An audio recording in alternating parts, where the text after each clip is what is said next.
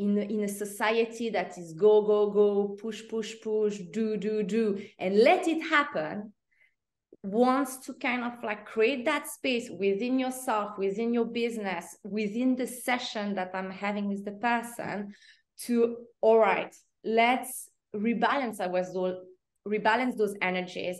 How can we work in a different way so that we feel a different way as well, you know? And that's going to be more as well like from the right brain hemisphere.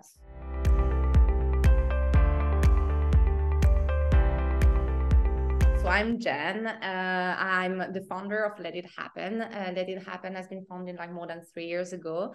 It's an online coaching business. So the base is coaching, and I also do mentoring, training. Let It Happen is really, bringing more harmony about who you are, about what you do, and the impact as well that it has on the world.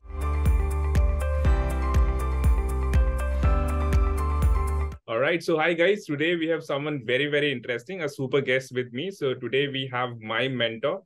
And this is for the first time we have mentors on the LIF-E podcast. And we have my mentor, Jennifer. And she has been a mentor at the LIF Academy that we were, the Royal Academy of Engineering, where we had the LIF Fellowship.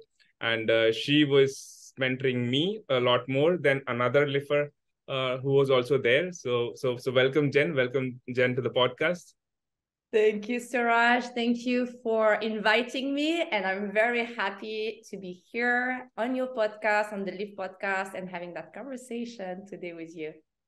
Right. And Jen, so maybe to all the listeners or all the viewers out there, you want to like briefly in a sentence talk about what you do, about your business as well, apart from being a mentor.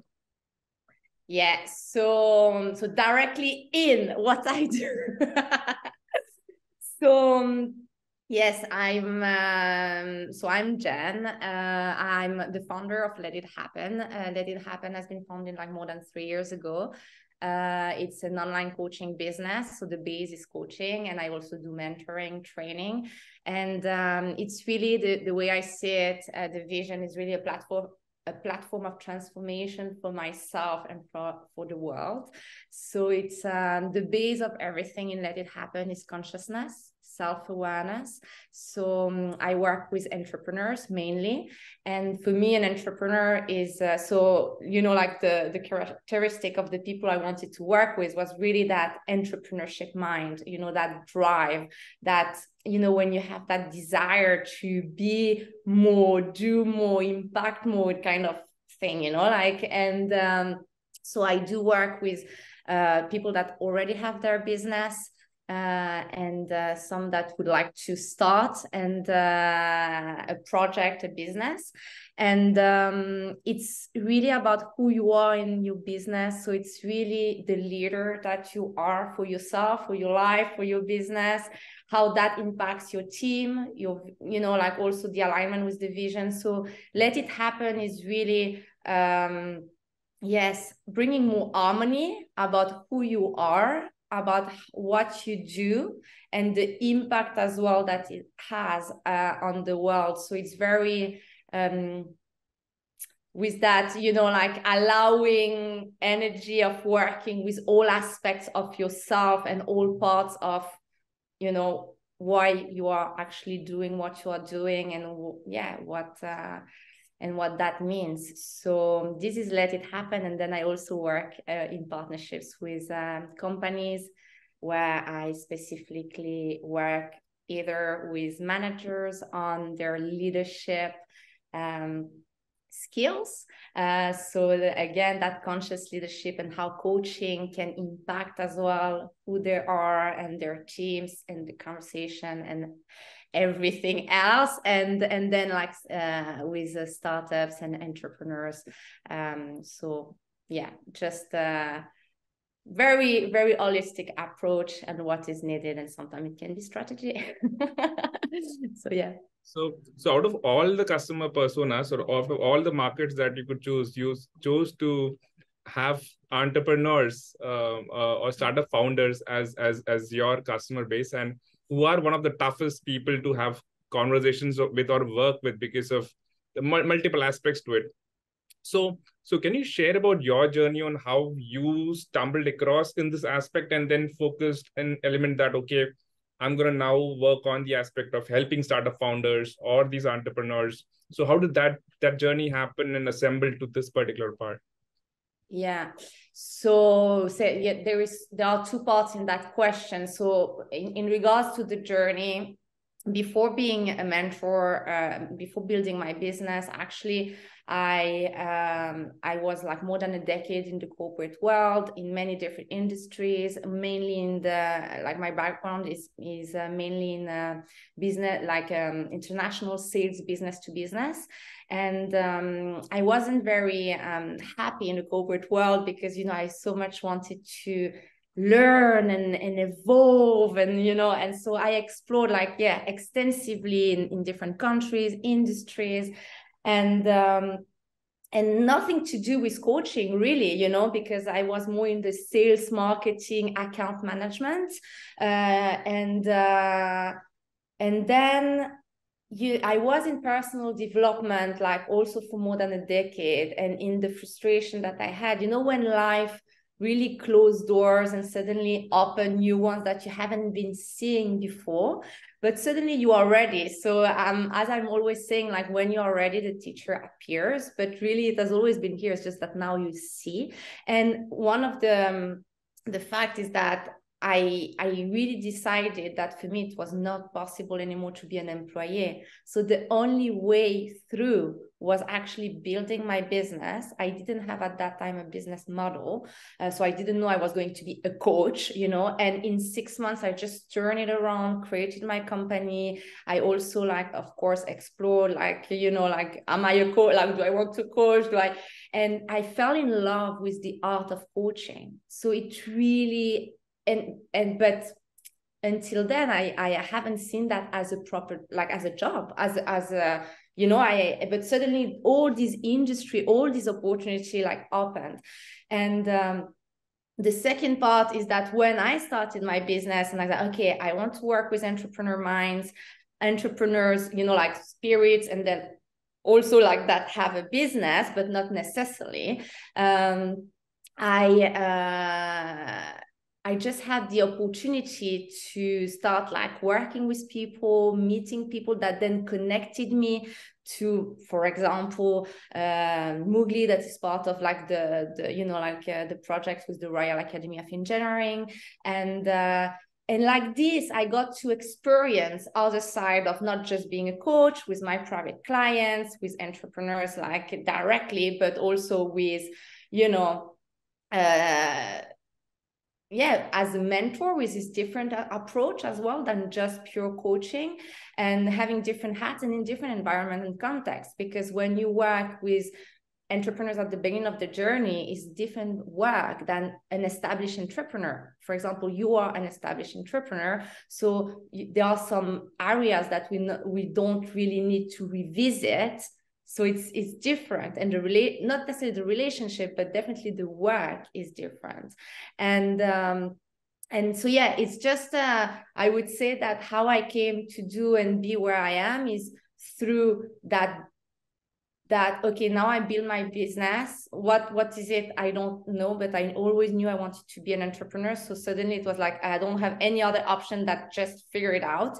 And then when suddenly the doors open, you say, oh, this can be an opportunity. You test, you experience it. Then of course I have certified myself, and then other opportunities, and you get connected to people, to hubs, and you also get to explore other sides of your facets as a person, as an entrepreneur, as a professional, and for me, that was also, it took me time to, and I'm still on that journey somehow, because when you start your business, it's okay, who I am, this is the ongoing question in our life. Who am I?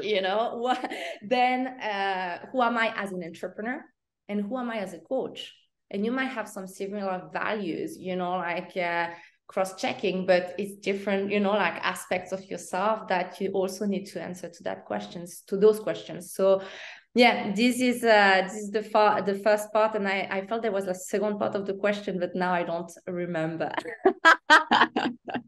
So you spoke about getting out of the comfort zone, and you spoke about because you spoke about doing something totally different, and you felt and you fell in love with something else, and you moved from an employee to starting your own business.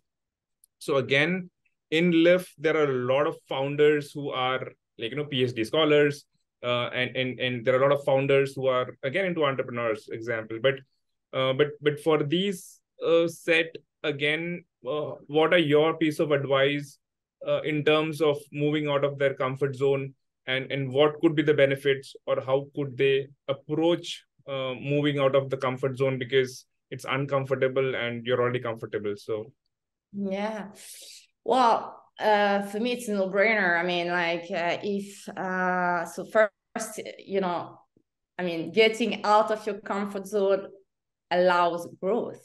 If you stay where you are comfortable, you are not stretching yourself, therefore you are not evolving, growing as a person, as an entrepreneur.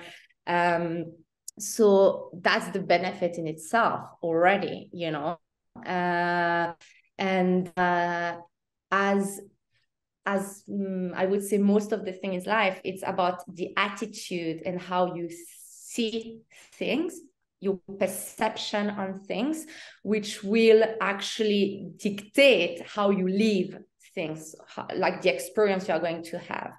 And so already the fact of seeing getting out of your comfort zone as something positive and eventually exciting will already put another flavor, even if it's challenging, to what's coming. Okay, so because you talked about risk and comfort zone, a risk in itself, it's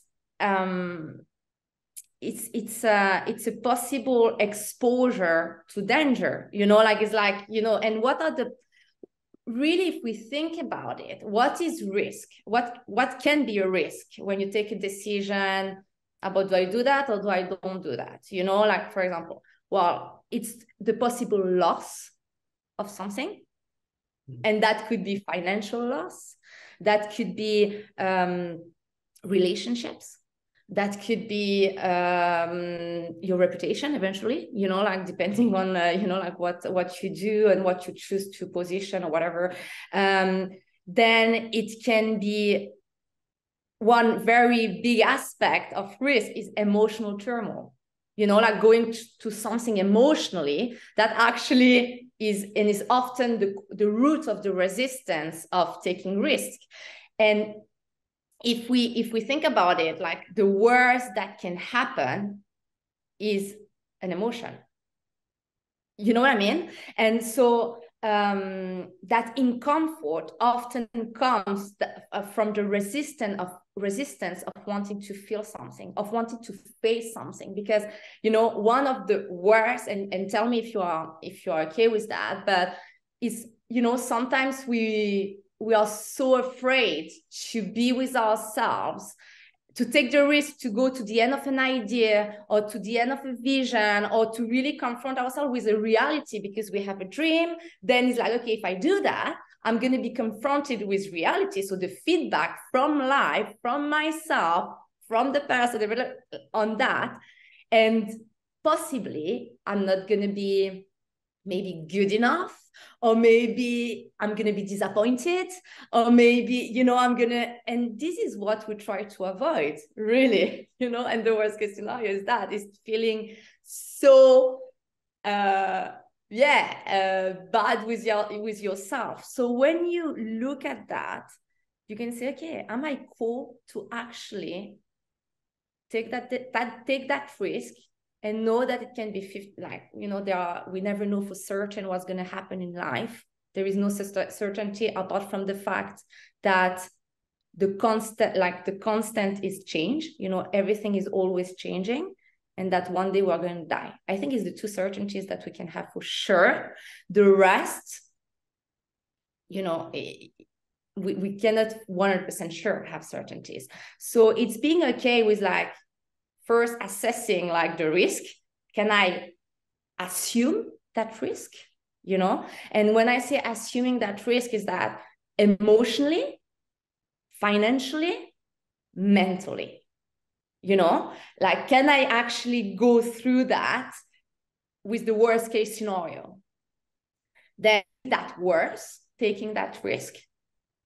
That's another important question, because we are not here to take risk just for the sake of taking risk. You know, you need to have something behind that actually will push so that you can make it the best decision or the best, you know, leap ever as possible, you know, and then deal with what's gonna come out of that.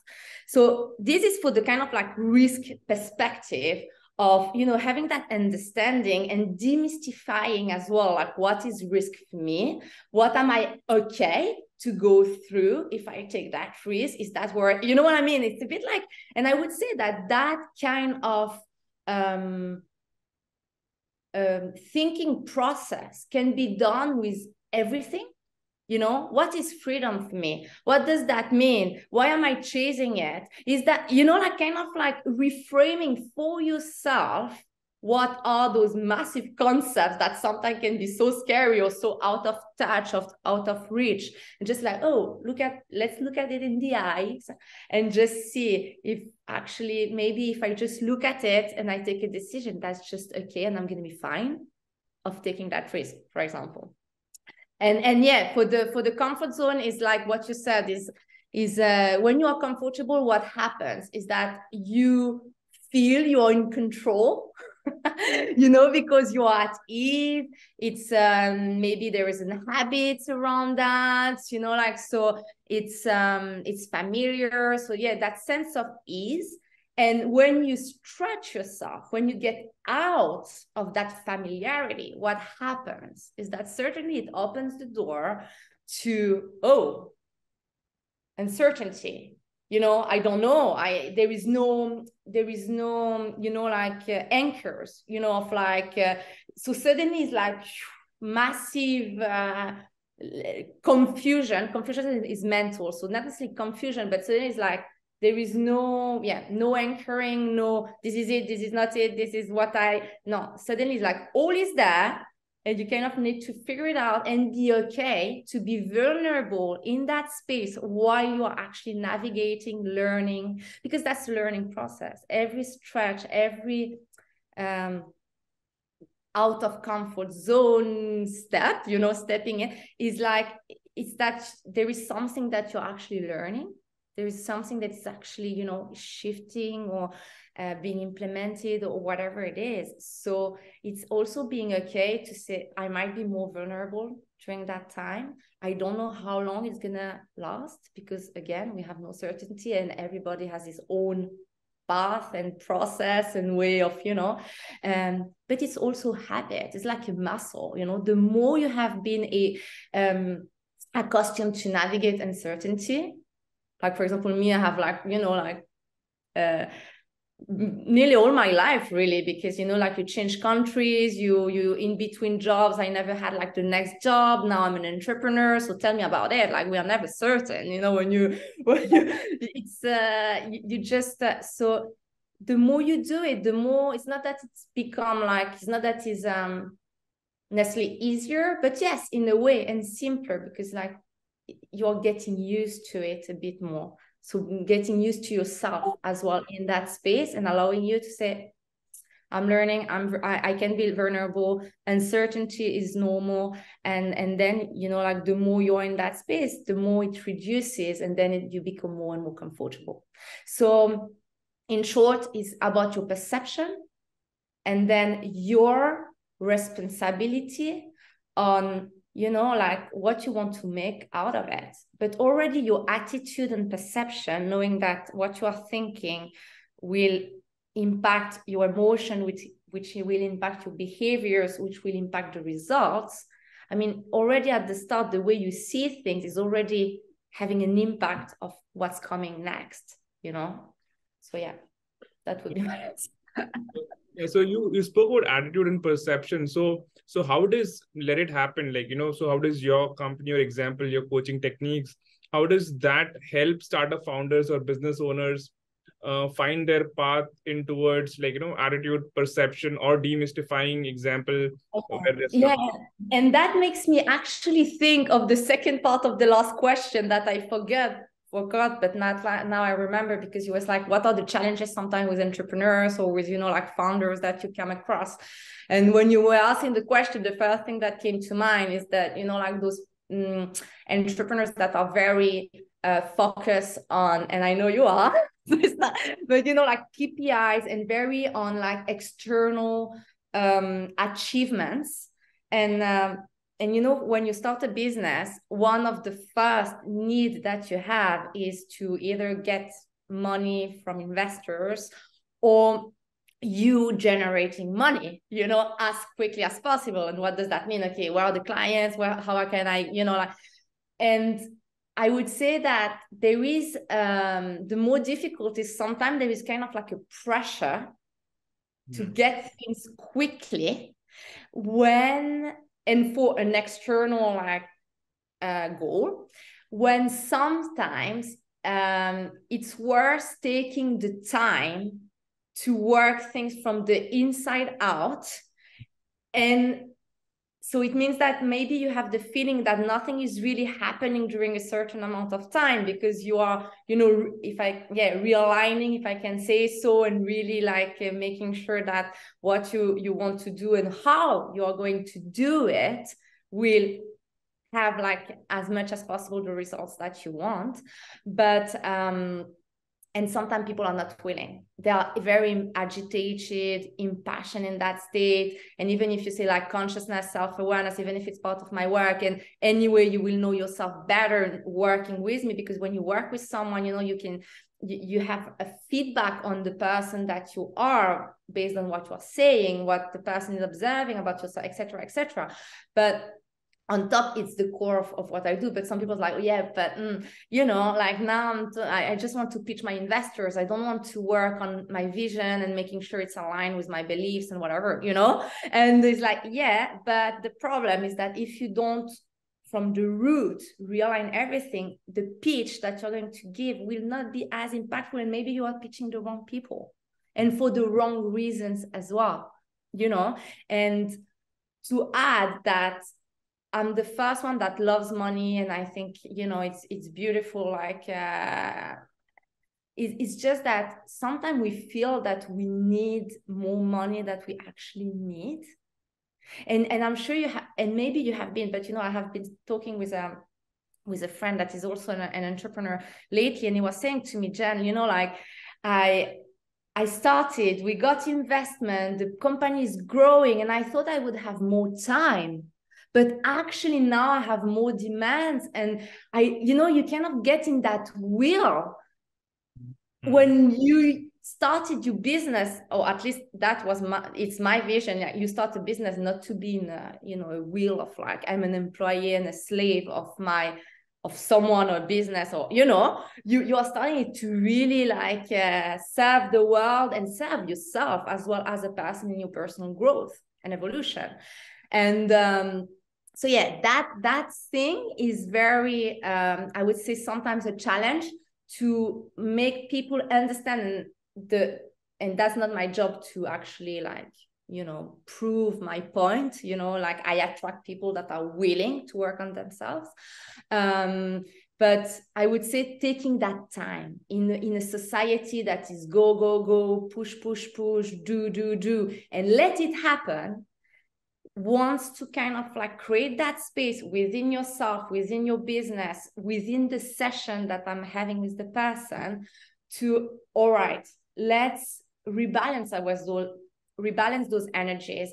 How can we work in a different way so that we feel a different way as well, And that's going to be more as well from the right brain hemisphere. So as much as I believe in the, yang and do, and because you need to put movement, and we work on that for example, mindset, or if there is confidence, things that you are not feeling that confident, or communication. So we will work more on that aspect of mindset left.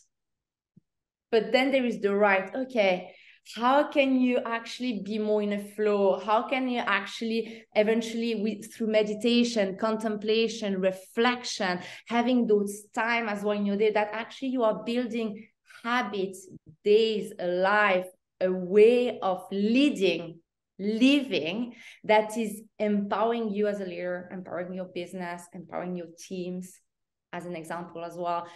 So that's aspect of Let It Happen, really, you know, that yin energy of allowing things and not always being the analyzing, strategizing. Strategy is good.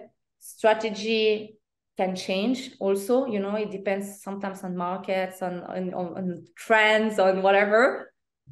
But your biggest asset, your biggest technology, and I'm using on purpose technology, because in an era where technology is really present and with all the new evolutions that, you know, it's definitely part of our lives, we are the biggest technology if we can unlock that greater power that we all have within us. So yeah, that's yeah. And then the change of perception is really when you are with someone that energetically see the world in a certain way, without even me saying anything. There is already an exchange, you know, in the space, and then it just open eventually a third way, eventually a fourth way, eventually, you know, you just explore. It's curiosity. At the end of the day, it's being curious, and that's one of the key ingredients of coaching as well, is curiosity. So you spoke about self-reflection, consciousness, in the aspects of, like, you know, like how you help founders. So what are the three, and you have the experience of mentoring so many people, again, LIFers as well. So what are the three models or the three laws or the three paths or aspects that that LIFers or startup founders could look at in the aspect of self-reflection? Yeah. I would say the first thing, like before even like the three models that can be useful or whatever, is understanding, knowing. More than understanding is knowing, and knowing is through an experience. So it's not just mental, because we can read many things and understand everything, but then it's nothing of really knowing. It's knowing the importance of self-reflection. Because when you know the importance of something, you want to implement it because you see the benefits behind. Okay, then of course it requires discipline, and you know, you need to have that drive as well with yourself, and that willpower, if I can say so, to implement it and remember it. But yeah, I mean, self-reflection for me, it's one of the base of evolving as a person, you know. And then to answer your question, I don't know. My answer would be, it depends. It needs exploration. It depends on the topic of reflection. Sometimes it can be, oh, I want to reflect, as I said before, on the word freedom. And you might, you know, play around with that word for a few weeks, a few days, a few hours, and you are with that. And that might be, and then this is where you need as well to explore with yourself is, okay, what is most helpful for me? For people, it will be journaling, writing things without thinking, and, you know, just and see what comes out. Because sometimes our subconscious just reveal ourselves when we bypass the mind, and writing just without thinking can help. Sometimes it's talking out loud. You're in your living room, you're in your office, you take your phone, you record yourself, and you just ask yourself the question and you start to ramble. You talk, because, you know, sometimes it helps to listen to yourself, to, yeah, just being your own coach, kind of, you know. And another thing can be meditation. You know, you bring up a situation, a person, something that has been challenging you. You just bring it to your mind. You ask the question, okay, what has been this has, for example, challenged me, or I have been triggered in that meeting and I felt really bad afterwards. you go into a meditation, and then you ask the question, okay, what is there for me to actually know or contemplate?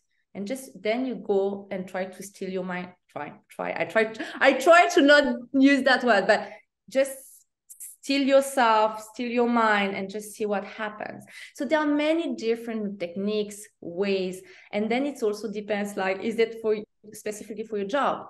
And maybe you want to brainstorm with your team and reflect together. And having that feedback, that brainstorm can also be very helpful for your own reflection, you know. So just my answer would be explore, know the importance of it. Ask yourself how you can implement it daily. And then explore what for you as the most, you know, juice, you know, like what gets the most juice of your reflection. Yeah. Oh, so I think that's a lot of interesting insights, even for me on perspective of, even I was reflecting on what you were saying. So one of the questions or my thought is that, so there are a lot of LIFers out there. So once they go through the UK residential, like, you know, they graduate and they come back and then they have been mentored by some amazing mentors, like I've been mentored by you. So is there a way, or is there a thought that you have or any piece of advice that the LIFers should do to keep in constant touch with their mentors? So, like, you know, to build the relationship going. So any piece of advice, like, you know, after the dot has been created and after they've gone back and graduated, on getting in touch with their mentors, because they're on a different path and they've already reached certain. Wow, let me ask you a question. I know you love that.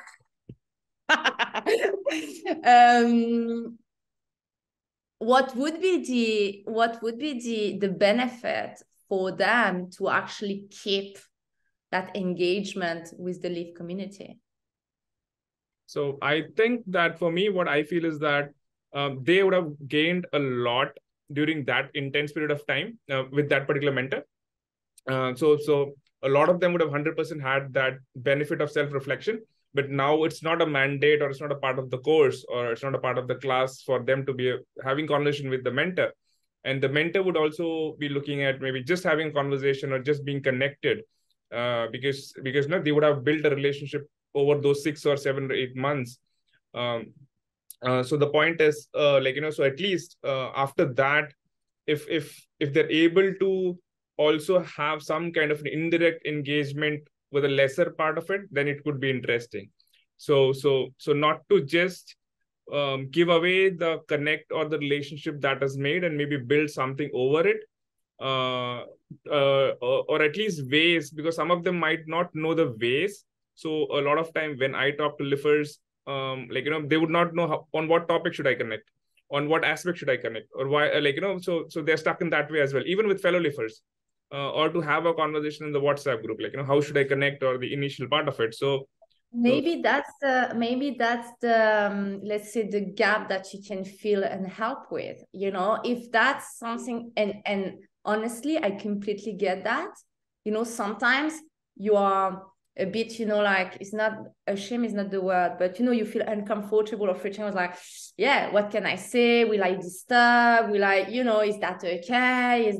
So maybe it's helping in that space of saying, like, well, I mean, I'm not like it, but yeah, just like maybe approach that they can have, or coaching them actually on, okay, but what do you, so the same as before, demystifying a bit of, like, hey, it's human to human, it's relationships, connections. What are you interested actually of sharing, or what are you curious about this person that eventually you can reach out and ask the question, or yeah, why do you want in the first place to connect to that person, and then out of that they might already find the way to approach that person, you know. And it comes back to that why, is really, why are you doing what you are doing? Why is it important? And you have been, like, saying benefits of building on that momentum of having met inspiring entrepreneurs, innovators, you know, in that hub, that is LIF. So it's helping them see the benefits of actually maintaining those relationships, like for them, like for their business. You know, like once I heard someone saying, like, work on your network, and they will work on your net worth. And it's not about money, or it's not, but it's really true. I mean, connecting with people is at the heart of everything, you know, like it's beyond just business, beyond to what I have to say or what not. It's like connect with the person, and why do you actually, maybe something attracted you because he said something, or maybe it's just that the energy, and you can just say that, oh, you know what, when I met you when we were in London, I really loved your vibe, and I don't know, would you be interested for a 30-minute call, like to introduce each other, or to keep on the conversation we had, or you know. So yeah, I definitely believe that in what you've been saying, that there is maybe something for you that is, you are a great leader of, you know, maybe helping in that specific, you know, like resistance and tension that they have in that first step of reaching out. Wow. So I think you said it well in terms of connecting or networking, or example, engaging is the heart of everything. I think that's pretty intense. And coming to the last question of the podcast, I think, like, you know, we are asking all the guests who come onto the podcast this particular question, that if you would have one superpower, like, you know, what would that superpower be, and why would that be your superpower? I mean, for me, so if I what would I love my superpower to be? Two things are coming. Is actually, one is linked with my mission, is to raise awareness of the infinite power we all have within, and then is linked to our whole conversation, actually, that awareness, that, you know, like, yeah, consciousness about yourself, about what you do. So, and that at the end of the day, we are responsible for ourselves in this world, you know. So, and the way we walk this planet has really an impact on the collective. So it would really be, you know, that people really understand the power that they have, and that connection that can bring with everything, really. And the second would be, you know, like to have, because sometimes I feel that I'm a bit in a duality. So we are in a dual world, you know, and I don't know if I'm wrong to say, but I feel society have been very like black, white, take your side, and, you know, and then believe that and whatever. But so, you know, really kind of having more that ability to have that overview, because sometimes we are so, you know, there is a challenge and suddenly it narrows and you forget that there is A, B, Z, that, you know, like all those possibilities. It's just, it feels like it's like life or death. No, but, you know, it's like this or that, or, and, you know, really have, and in those last days, I had a lot the word equanimity coming to me.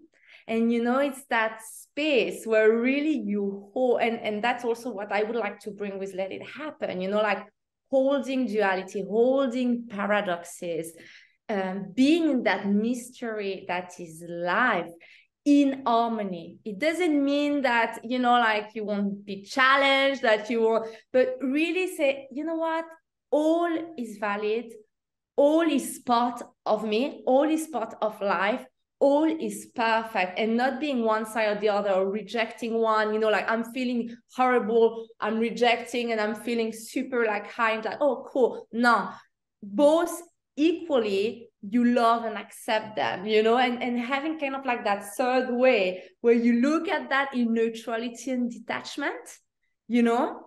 So yeah, really having that capacity to, most of the time, being in that space where like, oh, I'm seeing it all with like more detachment and like, so yeah, that's what I would say. I think a zoomed out and a zoomed in perspective. Yeah, exactly. Because, you know, sometimes it narrow when we're under stress or suddenly, yeah, challenged by something, is as if our world is like, and you just like see like the when actually we always, and I truly believe that, have so many opportunities all the time. It's just that we don't know, and you don't know what you don't know, or we don't see them. We are not open enough to actually open ourselves as well, like to what could be. Perfect. I think this podcast is going to have a lot of interesting insights for a lot of LIFers. So I think I just want to thank your time, Jen, for being on the podcast and being on the podcast and sharing so much about you and Let It Happen and the amazing mission you're on, and sharing so many insights and inputs for our LIFer community out there. So thank you again. Thank you so much for your time, Jen. Thank you. That's my wish. I hope that the podcast will do is magic and reach the people that needs to hear whatever we have been like talking about, and meet our crow, like our crew, our tribe. So yeah, it's for me it has been really, and I want to thank you for actually inviting me, for having that conversation, and that opportunity as well to be connected in that space with your community. So thank you very much. All right, thank you so much for your time.